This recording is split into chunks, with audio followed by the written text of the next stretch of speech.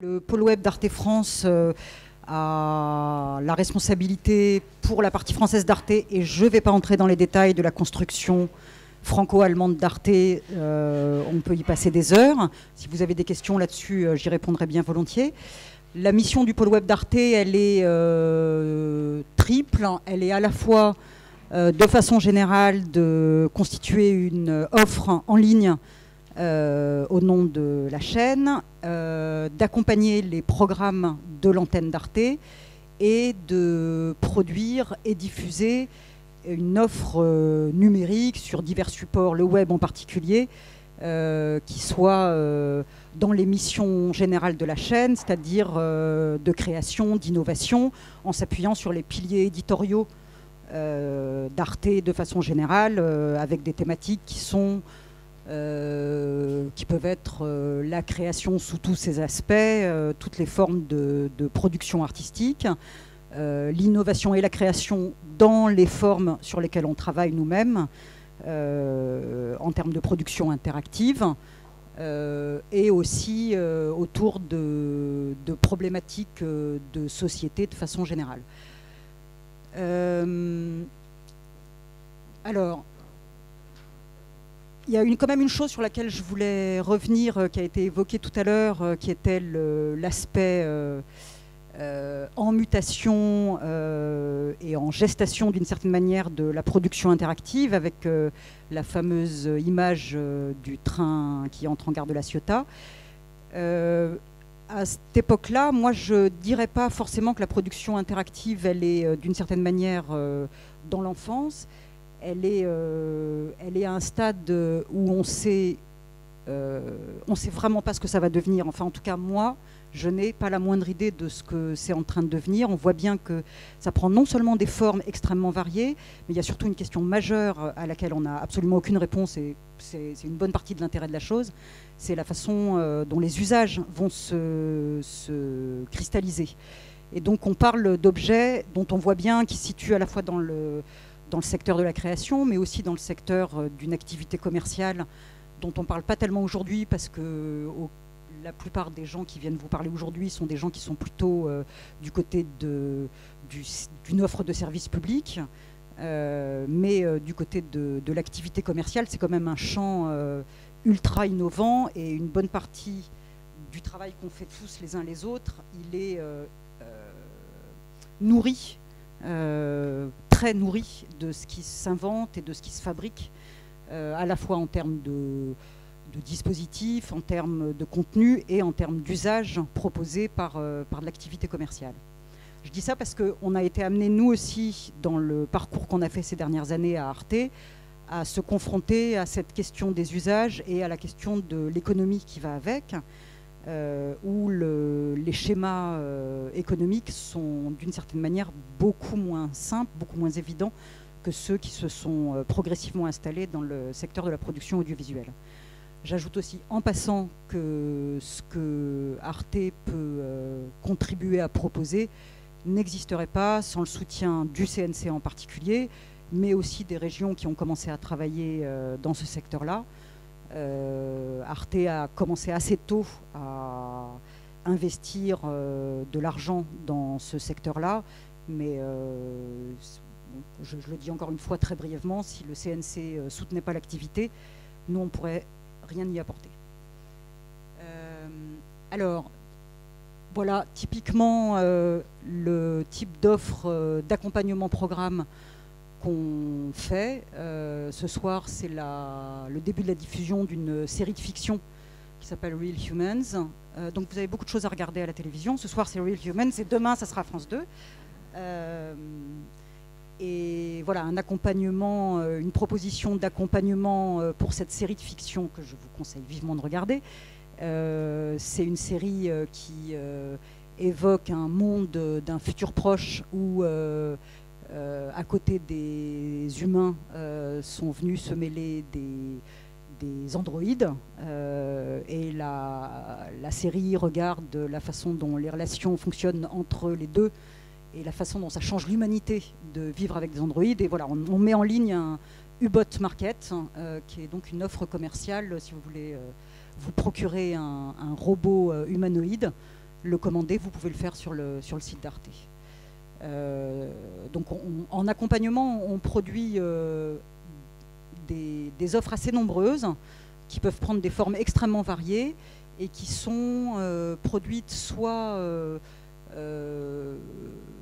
par les équipes d'Arte avec la contribution d'agences web, ou parfois qui le sont en coproduction avec les producteurs des programmes dont nous accompagnons la diffusion. Ça produit des offres assez nombreuses et donc avec des schémas de production assez variés. Alors, ce dont moi je m'occupe plus particulièrement, c'est les web productions. Elles sont, une fois qu'elles sont mises en ligne, toutes réunies sur cet onglet du site web production, où vous pouvez aller les regarder. On produit entre 10 et 15 objets par an, de nature, d'ambition en termes de taille extrêmement variables, avec des dispositifs très différents. Là, vous en avez les versions web, mais il y a des objets qui se déploient sur d'autres supports. Voilà. Je ne vais pas vous raconter toute l'année 2012. Je voulais juste, en passant par quelques projets, essayer de partager avec vous le type de paramètres qu'on se donne pour sélectionner ces projets par rapport à un nombre de propositions assez important qu'on reçoit. Vous allez voir que c'est extrêmement varié. Ça fait partie du jeu pour nous de fonctionner en assumant de façon délibérée qu'on produit des prototypes, 10-15 objets par an. Notre vocation, elle n'est pas d'accumuler des recettes et d'établir des lignes de programmation avec des schémas de cases comme à la télévision. Évidemment, on essaie de tirer les leçons de ce qu'on fait et d'en tenir compte sur les productions qui suivent, mais on est vraiment, on s'impose d'être dans l'innovation, à la fois sur le plan narratif, sur le plan des dispositifs, sur le plan des technologies, sur le plan des usages. Du coup, ça fait une offre qui est extrêmement variée et chaque projet est regardé au moment où il est regardé avec ce qui, dans son environnement, dans l'écosystème numérique en général, existe à un instant T et où on essaie de répondre à un contexte particulier. Alors là, l'apocalypse, c'était l'apocalypse selon vous.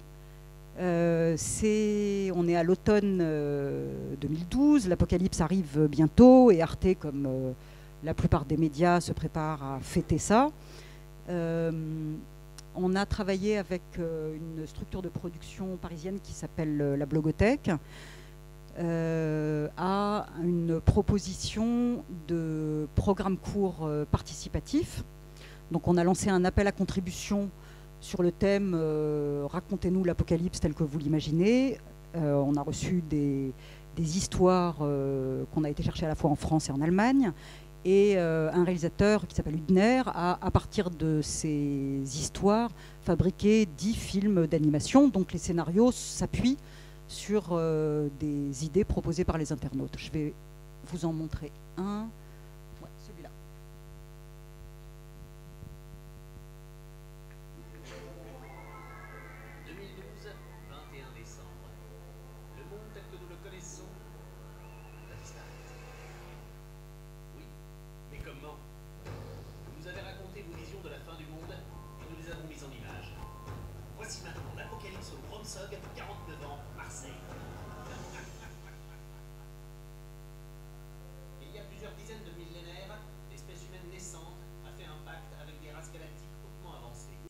PD humain. Bah alors. Non mais on dit plus rien parce qu'à chaque fois je me fais rembarrer. Je vais le prendre comme ça. Bah si c'est pénible, c'est quand même notre apocalypse. Non mais je fais la voix, c'était pas... Moi je suis quand même le cochon de l'apocalypse. Bon bah désolé, je vous jure. Ouais bah ça me gâche le plaisir. Voilà. Super, bravo, merci.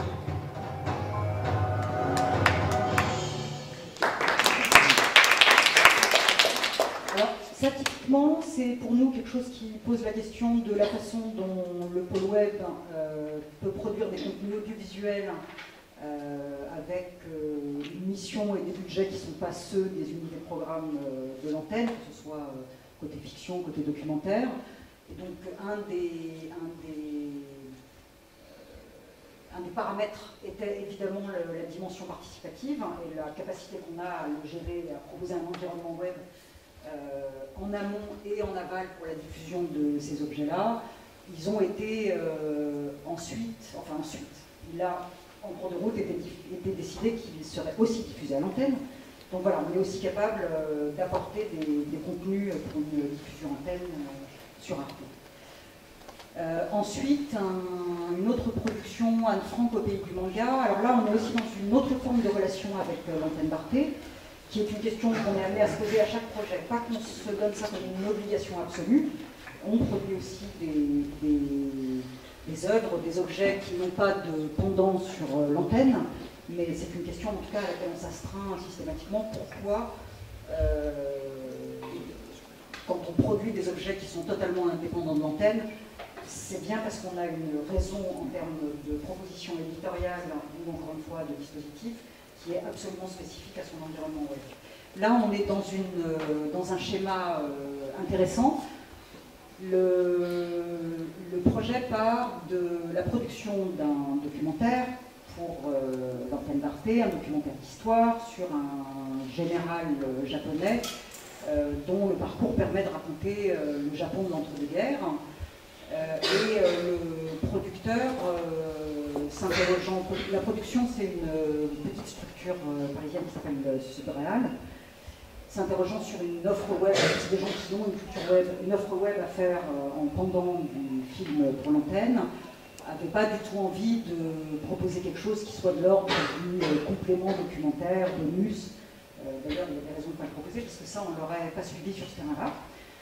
En revanche, il a fait une proposition d'un objet totalement original, qui est une bande dessinée interactive, dont l'auteur est distinct de celui du documentaire. Le documentaire est avec une perspective historique. Cet objet-là est une balade au présent dans le Japon aujourd'hui, mais à la recherche de traces de l'histoire. Donc on est en écho éditorial très clair avec le film, mais avec une proposition qui éditorialement est autonome et avec un dispositif tout à fait original. C'est une BD en 6 chapitres, il y a une 60aine de pages, il y a des contenus, donc les planches dessinées que vous voyez, et des contenus vidéo et sonores originaux déclenchés à l'intérieur de la BD. On a dans un premier temps mis ça en ligne sur notre site, et dans un deuxième temps, parce que le budget ne le permettait pas initialement, on a finalement décidé de le faire quand même, fabriquer une appli, Android et iPad. Donc on s'astreint systématiquement à iPad et Android. Service public oblige, accessibilité oblige. Donc on a fait une appli avec la conviction que c'était un objet absolument destiné aux tablettes et que donc l'idée d'une appli était absolument pertinente. On ne le regrette pas, il faut quand même savoir que la réalité de la distribution d'une appli de ce genre-là, c'est désastreux. Hein. C'est en termes de chiffres, de nombre de téléchargements, c'est plus que modeste. Donc ça c'est une question pour nous qui est devenue extrêmement importante, c'est notre capacité à nous qui ne sommes pas un éditeur de jeux vidéo ou un éditeur de services sous forme d'appli, à distribuer de façon efficace un objet de ce type-là. Donc on est en train de trouver des réponses sur certains types d'objets, je vais vous en parler un tout petit peu plus tard. Ensuite, Alma. Alma, c'est donc une production de Lupian. C'est un webdoc moderne, j'ai envie de dire. Le webdoc, c'est donc maintenant ce mot valise qui recouvre en nombre, je pense essentiellement, ça a été dit tout à l'heure, plutôt des offres de type journalistique. C'est un format comme ça d'offres à la fois multimédia et interactif de contenu journalistique. Là, on a vraiment une ambition documentaire, c'est-à-dire à la fois du côté du récit, du point de vue et du dispositif narratif. Je vous conseille d'aller le voir. Et là aussi, le bon endroit pour moi où le regarder, c'est dans sa version application pour tablette. qui là aussi en termes de chiffres décevant, alors que le site a connu un énorme succès, entre autres par son dispositif de distribution qui était vraiment intéressant. C'est-à-dire que donc ça a été mis en ligne sur le site d'Arte et il y a des accords de partenariat qui ont été passés avec un certain nombre de médias journalistiques et qui étaient aussi accessibles à en fait tout un chacun, une possibilité d'embed de l'intégralité du web documentaire qui faisait que tout le monde pouvait s'en faire le diffuseur d'une certaine manière. Et ça a assuré sa circulation de façon très efficace. C'est un beau succès d'audience pour nous. Et un beau succès critique aussi. Alors, ça c'est la thématique Europe, une thématique vraiment importante pour la chaîne, et avec un enjeu international. Je reviens juste sur Alma aussi, qui est typique de ce point de vue-là. Alma est une offre en 4 langues. Nous, on est au minimum dans nos 2 langues de nos 2 publics principaux, français et allemand. Quand on peut, quand ça nous paraît pertinent et que le budget le permet, on pousse les producteurs à travailler une version anglaise, ce qui était le cas sur ce projet-là. Ça, c'est un dispositif d'interpellation citoyenne sur la politique européenne, où sur 6 semaines, on affichait une thématique autour d'une directive européenne en discussion. On proposait un pour un contre sous forme de courtes vidéos de lobbyistes et en appelant les gens à la fois commenter, voter et confronter leur vote à celui de leur député européen, région par région. Voilà, donc ça c'est un projet complètement focalisé sur la participation et qui a plutôt bien marché. Alors ça c'est donc les projets d'hier. Alors il y a celui qui est vraiment d'hier, c'est celui-ci, qui est en ligne donc depuis hier. Une contre-histoire des internets. Là on est de nouveau dans un schéma d'articulation avec un objet de l'antenne d'Arte. Il y a donc mis en ligne hier un objet contributif de reconstitution de l'histoire d'Internet par ceux qui l'ont faite. Pendant 6 semaines, thématique par thématique, on va appeler les gens à venir raconter leur Internet. Le 14 mai sera diffusé sur l'antenne d'Arte un film qui racontera cette histoire-là du point de vue des politiques. Donc on se met de l'autre côté en termes de point de vue et la façon dont la politique a tenté de maîtriser, cadrer cette drôle de chose qui n'attendait pas qu'on ait une autorisation pour fonctionner.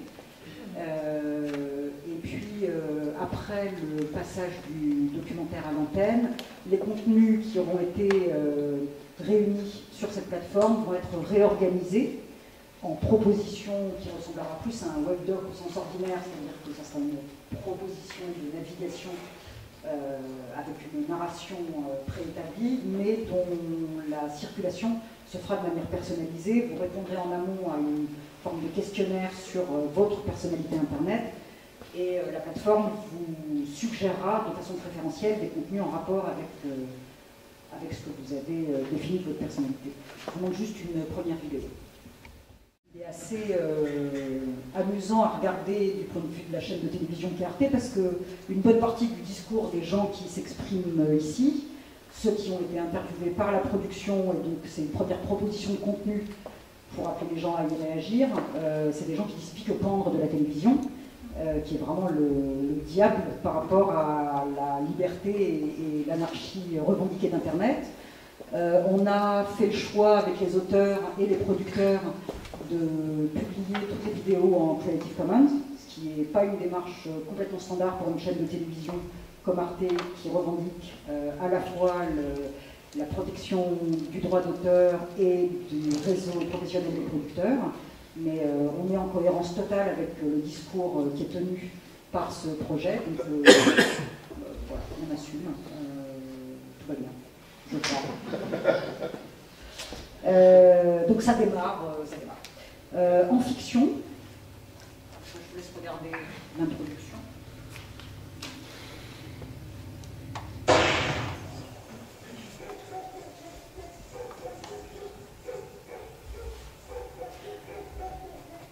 Alors en fiction, on a jusque-là, ça n'a pas été le cœur de l'offre d'Arte. On a quelques expériences derrière nous sur lesquelles on s'était interrogé, d'une part sur des formes sérielles et d'autre part sur des dispositifs. Un, pour commencer, très compliqué, un projet qui s'appelait Addict, et puis suivi par un très simple qui s'appelait 60 secondes. Et on n'avait pas jusque-là abordé de projet unitaire. Ce projet-là, il a été mené de façon absolument conjointe par l'unité fiction et le pôle web. C'est un dispositif, il y a le film de procès, maintenant on propose le projet transmédia de procès. L'offre qu'on va faire, et ça sera à la rentrée, c'est un téléfilm sur l'antenne d'Arte, pour commencer, qui raconte à la suite de la mort d'une jeune femme, l'enquête menée par une commissaire de police sur une suspicion de meurtre, en particulier par son mari, que voilà, joué par Philippe Torreton. À la fin du film, un suspect est mis en examen, et puis sur le web, pendant les semaines qui vont suivre, pendant les 4 semaines qui vont suivre, se déroulera le procès, sous forme de feuilleton au quotidien. On aura une publication jour après jour de modules qui racontent le procès. Et c'est un procès qui a été filmé sous une forme vraiment intéressante, puisqu'il a mêlé à la fois les personnages de fiction qui vont apparaître dans le film, joués par les comédiens qui les interprètent dans le film, jugés par un tribunal, assistés par des avocats qui sont tous des professionnels. Donc on est dans un dispositif d'un récit de fiction qui est en réalité presque une captation de théâtre. Et le résultat est vraiment, vraiment intéressant. Voilà. Donc c'est aussi une expérience intéressante parce qu'en termes de production, ça amène un producteur traditionnel, Ma Production, qui est un producteur de fiction et de documentaire de télévision, à s'associer à une agence web, Super Gazelle en l'occurrence, qui vient cadrer toute l'offre en ligne, à la fois en termes de dispositifs narratifs, techniques et promotionnels. C'est des mariages dont on va avoir l'occasion de reparler, qui sont des vrais défis professionnels pour tous les gens concernés. Dans ce cas-là, ça se passe extrêmement bien. Ça demande de la part de tout le monde ça a été dit déjà, je le redis, ça demande beaucoup de temps à tout le monde pour apprendre à se parler, apprendre à se comprendre, apprendre à comprendre les enjeux professionnels des uns des autres, avec des schémas économiques, des cultures professionnelles qui n'ont rien à voir au départ. Je pense que tout le monde a beaucoup gagné, mais il ne faut pas se leurrer, ça prend beaucoup de temps de dialogue, d'ajustement, de pédagogie, dans lequel nous, la chaîne, on est extrêmement impliqués. Et alors, je voulais vous parler d'autre chose, mais je n'ai pas encore d'image à vous montrer, de 2 autres registres sur lesquels on travaille. D'une part, du côté de l'accompagnement des programmes antennes, des expériences de second écran, qui sont un domaine sur lequel je crois comme beaucoup d'autres, on travaille beaucoup en ce moment. On explore, on prend des risques, on essaie. Voilà, on ne se donne pas de garantie de résultat là-dessus. Là encore, parce que les usages ne sont pas du tout stabilisés, donc on va accompagner ces innovations-là. Et puis le jeu. Le jeu, pas au sens serious game, qui est pour moi le serious game désignant un champ de production plutôt destiné à fabriquer des outils pédagogiques, des outils de formation, qui a ses vertus et son champ d'application qui n'est pas forcément le nôtre.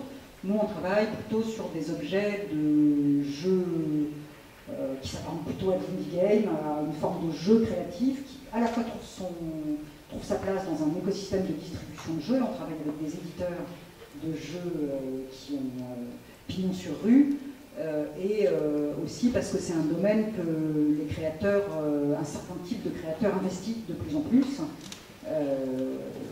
qui a son histoire, qui a son public, et dont on considère que c'est un champ de création à part entière. Voilà, pour faire vite. Merci Maria. Vous envoyez un projet, comment ça marche? Alors il y a deux manières. D'une part, vous voyez là-haut, il y a un petit bouton où vous trouvez toutes les informations, il y a la petite boîte mail qui va bien, etc. Ou à l'équipe directement, je vais vous laisser les coordonnées quelque part, mais ce bouton-là marche très bien. Donc ça nous arrive, on lit les projets, on les discute de façon collective avec les membres de l'équipe web, et on vous répond entre 1 et 2 mois après ou plus tard. Est-ce que vous avez des questions? Et alors, juste pour préciser, on parle à tout le monde, mais on s'engage en développement ou en coproduction avec des structures de production. Pas avec les auteurs directement. En revanche, des producteurs, alors ça c'est une vraie question, je pense aussi à discuter avec les producteurs qui vont vous parler, c'est que les producteurs,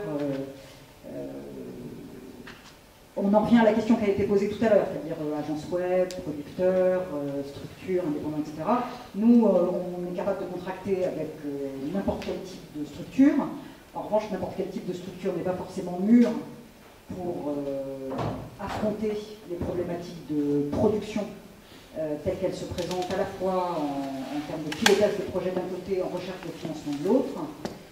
On finance absolument rien à 100%, donc c'est la responsabilité des producteurs d'assurer ce qu'on appelle la production dédiée, qui est une responsabilité évidemment à la fois éditoriale mais financière et de bonne fin des projets. C'est un savoir-faire, c'est une expérience, ça s'acquiert, mais il y a des gens qui l'ont, il y a des échanges d'expériences à avoir. Nous, on a constaté aussi, je crois que ça a été dit tout à l'heure, qu'on s'était aussi dit que des agences web allaient muter en producteurs. Je crois qu'on s'était dit ça aussi parce que c'était le cas de la première avec laquelle on avait travaillé, qui était Upian. Mais en vrai, c'est pas un modèle qui s'est tellement répandu. Nous, on voit beaucoup d'agences web qui travaillent en partenariat avec des producteurs, avec des schémas de collaboration qui peuvent être soit de la production exécutive, de la prestation et parfois de la coproduction, mais pas tant que ça d'agences web qui décident d'assumer une posture de producteur délégué. En revanche, des nouveaux producteurs qui montent des structures délibérément multi-supports, plurimédia, tout ce que vous voulez, ça on en voit de plus en plus. Il y a des gens qui ont éventuellement l'ambition et le souhait de produire aussi pour la télévision, d'ailleurs. Alors. Dans le prolongement de la première question, les principaux critères de sélection, c'est quoi? C'est l'innovation. On se donne un rôle de défrichage, encore une fois, d'innovation à la fois sur le terrain de la narration, sur le terrain des usages et sur le terrain des technos. Et ça veut dire que tous les 6 mois, les critères changent, j'ai envie de dire.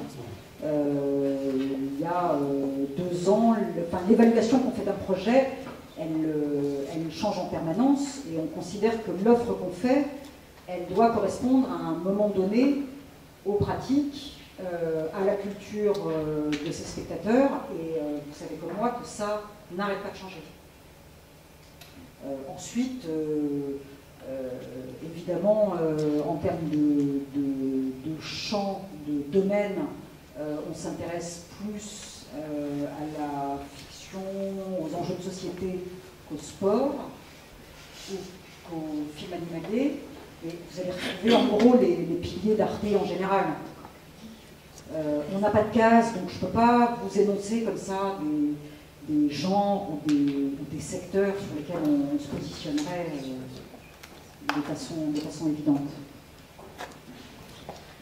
Est-ce qu'il existe un profil que les spectateurs transmédia? Nous, on part du principe que les publics se croisent finalement assez peu,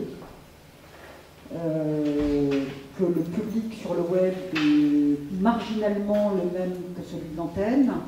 Et notre ambition, il est évidemment d'essayer de croiser les publics, faire venir un public plus jeune, plus présent sur le web vers l'antenne.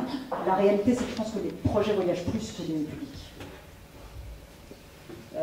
Ça fait qu'on est amené à se poser des questions, par exemple, de programmation, d'antériorité d'une diffusion web par rapport à une diffusion antenne, de façon beaucoup plus libre que ce que les gens plutôt côté antenne auraient spontanément fait il y a quelques années. Il n'y a plus de tabou à diffuser sur le web avant l'antenne. En vrai, ça n'hypothèque pas la mobilisation des spectateurs sur une antenne. C'est assez peu les mêmes. En revanche, il y a un effet de notoriété globale et de circulation des projets qui est vraiment important. Oui, et sur Alma, il y a quand même eu un effet intéressant. Enfin, l'audience, elle est énorme sur le web et sur la télé.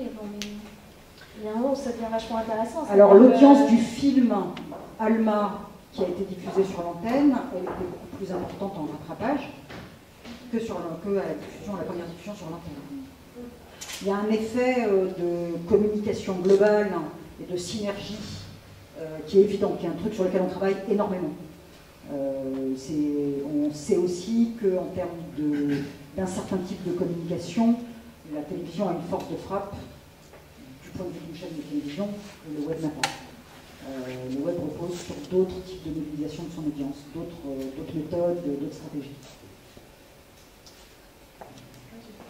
Vous avez parlé tout à l'heure de leçons que vous aviez retenues vos projets précédents. Quelles sont-elles ? Ça a l'air simple. Le Alma, c'est vraiment un bon... Vous en avez parlé tout à l'heure. Moi, j'ai été frappée à quel point un nombre de gens incroyables ont dit Alma, ce qui est vraiment bien, c'est que c'est tout simple. Alma, c'est un des projets les plus complexes techniquement auxquels on a été associé. Mais c'est simple. Moi je l'ai vu, ça me paraît pas complexe du tout. Voilà. C'est complexe, c'est complexe techniquement parce que... Alma, c'est le réglage de la diffusion j'allais dire deux flux, mais c'est pas seulement deux flux, disons deux flux. Il y a deux objets linéaires, il y a deux films qui vous sont proposés de façon synchrone et entre lesquels vous pouvez naviguer. Le réglage de ce passage de l'un à l'autre, à la souris ou au doigt, selon que vous êtes sur un ordinateur ou sur une tablette, est un truc extrêmement compliqué à régler. C'est par ailleurs, chacun des flux existe en 3 résolutions, en 4 langues. C'est un truc gigantesque. Et le réglage de ça est un truc qui a demandé un boulot phénoménal aux équipes du Pian. C'est de la technique. Oui, Oui, mais tout c'est de la technique et des usages. C'est la même chose.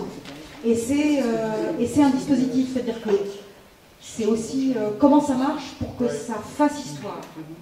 Non, mais ça marche super bien. Donc c'est à quel point il faut que l'image du haut soit présente, est-ce qu'il faut qu'elle soit en continu, est-ce qu'il faut qu'on la fasse descendre un peu pour dire aux gens attention, il y a un truc à regarder là, mais est-ce que ça ne va pas les faire zapper? Donc il y a un travail d'approche comme ça qui demande du prototypage, c'est de voir qu'il progresse, c'est du test et du test et encore du test, c'est un énorme boulot, Ça a pris combien de temps, Alma, par exemple? Alma, nous, au moment où on a reçu la proposition, ça faisait déjà plusieurs mois que le producteur travaillait dessus avec les auteurs. La proposition était très claire quand on l'a reçue. Et derrière ça, en production, ça a dû représenter 1 an et demi ou 2 ans de boulot. C'est des projets très longs. Faut pas se leurrer, c'est pas plus court à faire qu'un film. C'est pas très souvent moins cher. Et c'est pas... En général, on dit que c'est 2 fois plus cher. Non, mais ça dépend lesquels, évidemment. Parce que vous payez beaucoup trop par rapport aux producteurs. D'autres questions? C'est justement les investissements d'Arte. Ils sont projet par projet. Ça peut aller sur les accompagnements, on parle de quelques milliers d'euros, à de l'ordre de 100, 110 000 euros sur les gros. Moi j'ai juste une question un peu particulière sur les voies documentaires. De par notre expérience avec 2 sociétés que je n'ai pas citées tout à l'heure, l'agence Web Report et JDR Productions qui nous ont aidés à la réhabilitation de voies documentaires, On a prévu pour chacun des trois une partie d'interactivité, la possibilité pour l'internaute de déposer des témoignages, des textes, des écritures sur les sujets en particulier. Ça n'a pas très bien fonctionné. Voilà. Alors, est-ce que ça, c'est quelque chose qui, chez vous, fonctionne, enfin, dans les web documentaires? C'est très aléatoire, quoi. Enfin, voilà. Alors, c'est aussi quelque chose qu'on a constaté il y a un moment. Du coup, on laisse plus par l'aléatoire, c'est-à-dire que soit on considère que c'est pertinent et on va les chercher, soit on se dit c'est marginal, on se soumet ou non à l'usage qui voudrait qu'il y ait un espace de commentaires sur toute offre ou pas. Sur, par exemple, Anne Frank, il n'y a pas d'espace de commentaires. Il y a une page sur le site qui va avec le film où on peut déposer des commentaires, il peut y en avoir 10, et, voilà, et ça n'a pas d'importance, c'est pas fait pour ça.